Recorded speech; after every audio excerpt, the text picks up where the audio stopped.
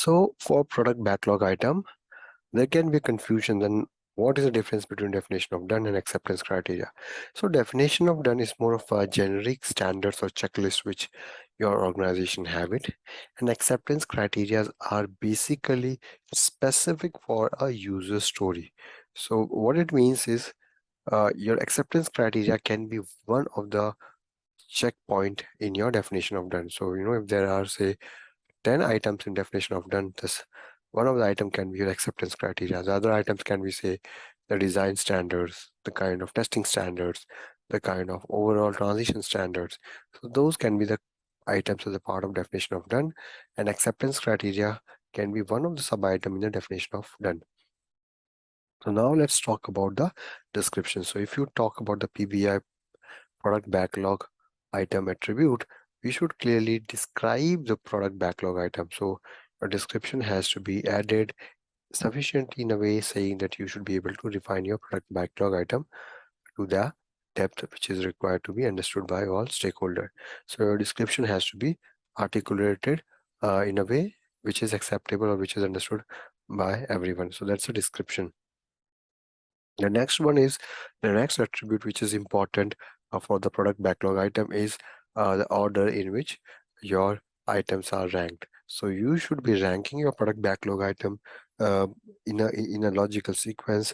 You should ordering it from the perspective of the priority, right? So how you want to, or which is the feature, or which is the features of the functionality you want to build on the earlier part, right? So that's how you should rank and order your product backlog item. So it basically helps in determining the refinement of the product backlog item. So your ordering helps you to basically identify and move the items which is the most important on the top and the things which are relatively not important on the bottom of the product backlog item list.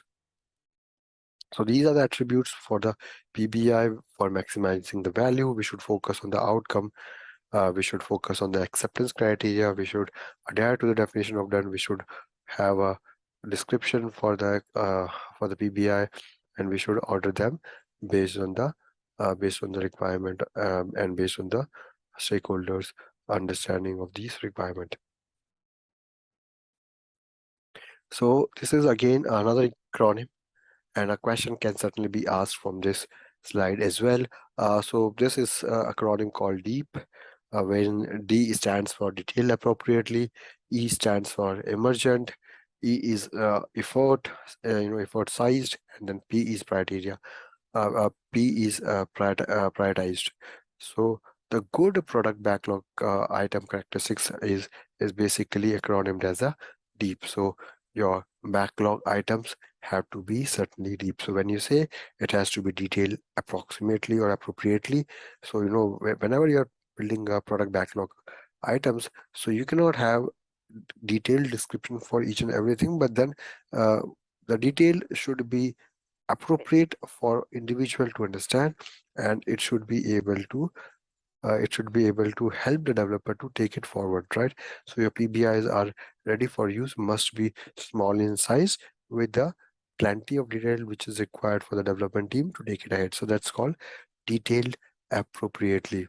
The next is the emergent, which means and which says that the structure of a product backlog is constantly changing, it is constantly emerging, and it is highly adaptable. So which is again one of the pillars of the Scrum, which is transparent, inspection, and third is adaptable. So all your product backlog items are emerging in nature, they are constantly changing, and then they are highly adaptable as well. The next E stands for the effort size. So your each product backlog item has a size which has to be corresponding to the effort required for the team to develop those items. So that's a effort size as in E stands for. And P is basically the prioritized item. So you need to have the PBIs which are destined for the next few sprints. They should be prioritized on the top of the product backlog. So there has to be prioritization of the key user stories or the key product backlog item which has to be taken in the next sprint. The least important or next important should be subsequently listed below in the PBI list. So that's how your A good product backlog characteristics is defined by the acronym called DEEP: detail, appropriately, emergent, effort sized, and then it has to be prioritized as well. So as part of product backlog module 5, now we will talk about the refining the product backlog. So how we refine and carry out the refinement of the product backlog as considered appropriate. So the product backlog refinement is certainly an ongoing activity.